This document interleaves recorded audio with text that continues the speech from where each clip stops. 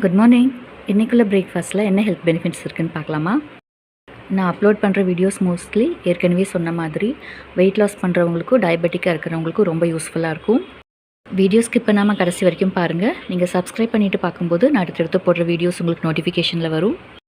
இன்றைக்குள்ள பிரேக்ஃபாஸ்ட்டில் கோதுமை தோசை. இதில் நிறைய நார்சத்து இருக்குது, அப்புறம் கார்போஹைட்ரேட்ஸ் இருக்குது. இது வெயிட் மேனேஜ்மெண்ட்டுக்கு நல்ல ஹெல்ப்பாக இருக்கும். அது மட்டும் இல்லாமல் ரத்தத்தில் இருக்கிற சர்க்கரையோட அளவை குறைக்கும். ப்ரோட்டீனுக்காக முட்டையும் வரி பீன்ஸும் வச்சுருக்கேன். வரி பீன்ஸில் பூண்டு, உப்பு, மஞ்சப்பொடி மட்டும் போட்டு வேக வச்சுருக்கேன். எந்த ஆயிலும் சேர்த்தலை. இதில் நார்சத்து ஜாஸ்தி இருக்குது, ப்ரோட்டீன் இருக்குது. முட்டையில் ப்ரோட்டீன் மட்டும் இல்லாமல் விட்டமின் B12 இருக்குது. ரெண்டும் பாடி மசில் டெவலப்மெண்ட்டுக்கு ஹெல்ப் பண்ணும். இது கூடவே கொஞ்சமாக தேங்காய் சட்னி. இதில் நார்சத்து இருக்குது. இது ஹார்ட் இஷ்யூஸ் இருக்கிறவங்க அளவோடு எடுத்துக்கிறது நல்லது. இது கூடவே கொஞ்சம் பிரண்டை சட்னி. பிரண்டையில் நிறைய கால்சியம் இருக்குது.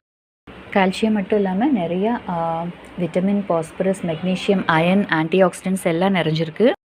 இது நோய் எதிர்ப்பு சக்தியை அதிகரிக்கும், ஜீரண சக்தியை அதிகரிக்கும், மலச்சிக்கல் வராமல் தடுக்கும். இது ஜாயிண்ட் பெயின் இல்லை காலில் வீக்கோ அந்த மாதிரி இருந்துச்சுனாலும் இது க்யூர் பண்ணும்.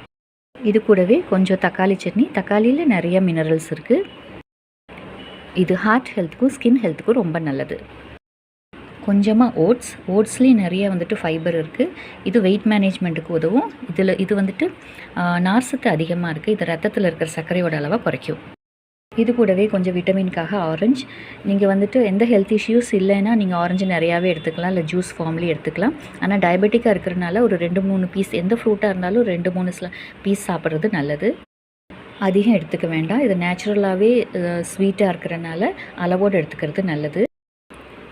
ஆரஞ்சில் நார்சத்து இருக்குது, விட்டமின் C இருக்குது, ஆன்டி ஆக்சிடென்ட்ஸ் இருக்குது. இது நோய் எதிர்ப்பு சக்தியை அதிகரிக்கும், ஹார்ட் ஹெல்த்துக்கு ரொம்ப நல்லது.